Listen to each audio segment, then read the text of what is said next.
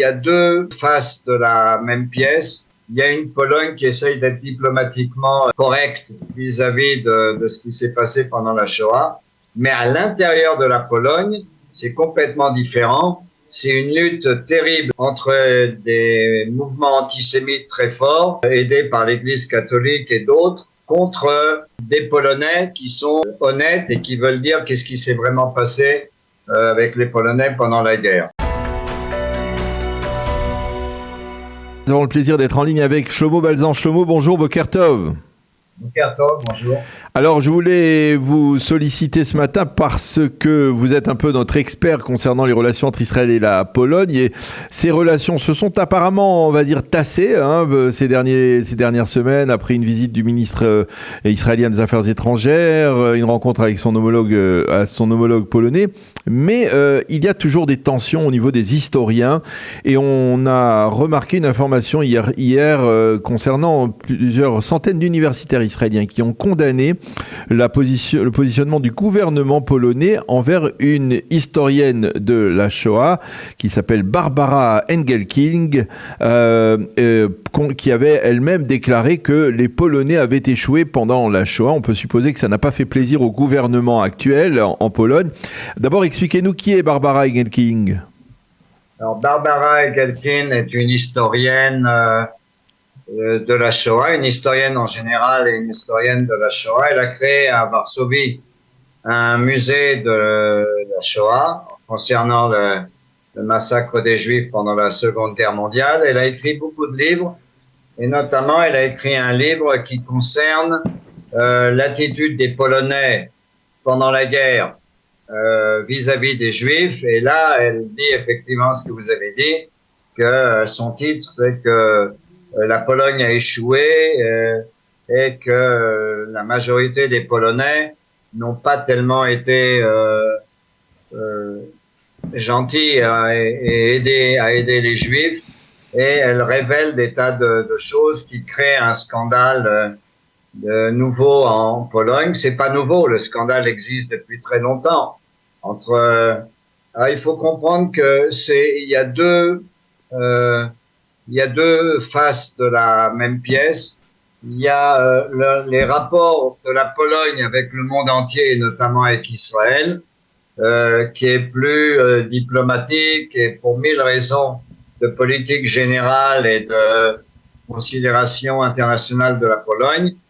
Donc ils sont un peu plus discrets et un peu plus, bien qu'il y a beaucoup d'erreurs qui ont été faites, mais il y a une Pologne qui essaye d'être diplomatiquement correcte vis-à-vis de ce qui s'est passé pendant la Shoah.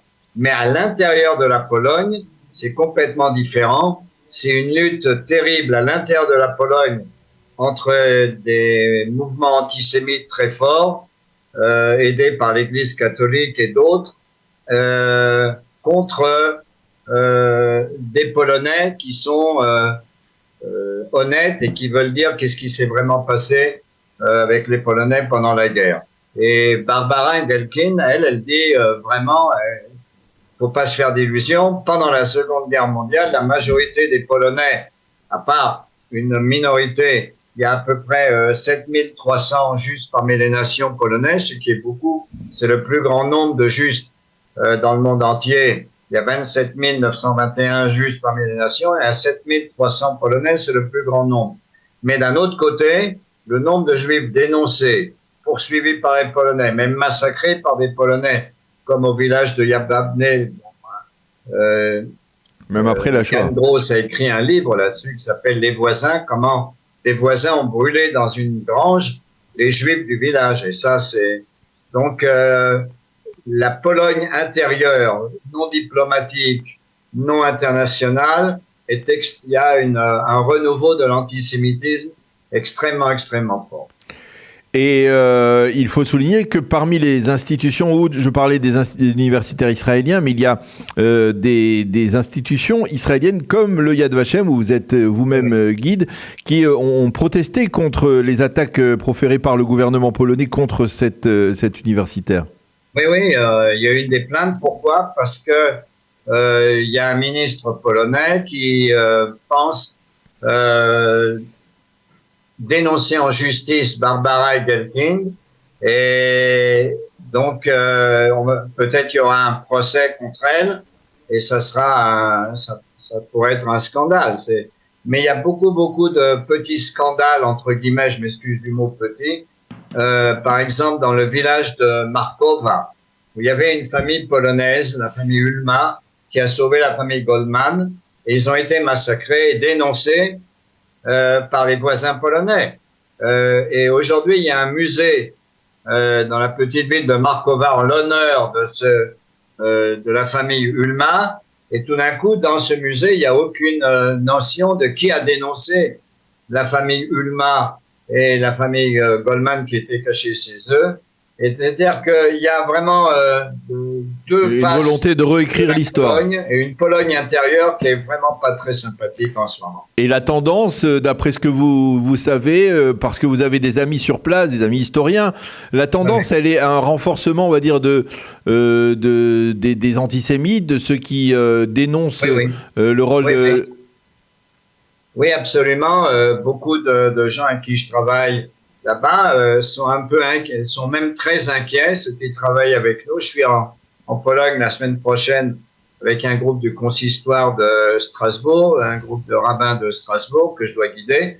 Mais mes copains polonais qui travaillent avec nous, eux, ils sont très très inquiets de ce qui se peut passer à l'intérieur de la Pologne. Je rappelle que à la Pâques chrétienne, il n'y a pas longtemps, dans un village au sud de la Pologne, il y a eu une procession antisémite. On a brûlé une poupée juive, enfin une espèce de poupée déguisée en juive pas tellement sympathique, et ils l'ont brûlée. C'est passé maintenant, dire la Pâque, au début de la Pâque chrétienne. Donc il y a des événements en Pologne qui incitent à quelque chose qui se passe de mal en ce moment en Pologne. Alors justement, il y a une autre Pologne qui est complètement différente et on ne sait pas dans quel sens ça va aller.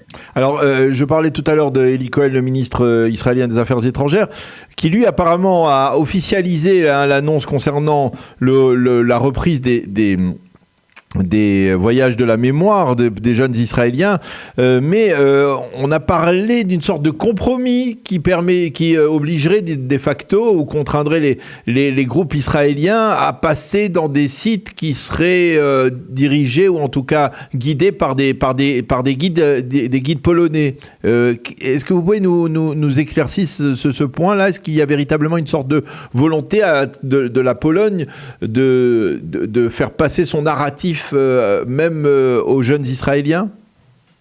Sur le papier, oui, mais dans la réalité, non. Dans la réalité, ce qui a été signé a été signé. Ils ont mis une quarantaine de sites et les Polonais disent que les Israéliens doivent visiter un ou deux de ces sites d'une façon obligatoire. Et donc, on peut choisir. Et il y a effectivement 4 sites qui sont extrêmement problématiques. Par exemple, des sites qui parlent de Polonais très antisémites qui étaient résistants contre les nazis, mais qui étaient également anti-juifs et qui massacraient des juifs, comme Joseph Rojak, qui était vraiment un antisémite qui a lui-même massacré des juifs, mais il était résistant anti-nazi, mais il était antisémite. Alors il figure dans cette liste. Mais rien n'oblige les Israéliens à réellement aller dans tel endroit ou tel endroit. On peut choisir un ou deux endroits et c'est pas sûr du tout que ce soit juste le guide polonais qui va guider là-bas. Mais pratiquement cet accord ne veut rien dire. Mais sur le papier, oui, c'est un peu problématique. Mais dans la réalité, j'ai parlé beaucoup avec des guides israéliens en Pologne. Dans la réalité, ça ne changera pas. C'est des choses derrière les coulisses qui, dans la réalité, n'ont pas de pratique. Eh bien, Shlomo Balzan, merci beaucoup d'avoir accepté de répondre ce matin à nos questions autour donc de cette nouvelle polémique concernant le rôle de la Pologne durant la Shoah, ou de Polonais durant la Shoah plus exactement. Merci d'avoir accepté de répondre à nos questions ce matin. Bonne journée, à bientôt. Shalom, Shlomo.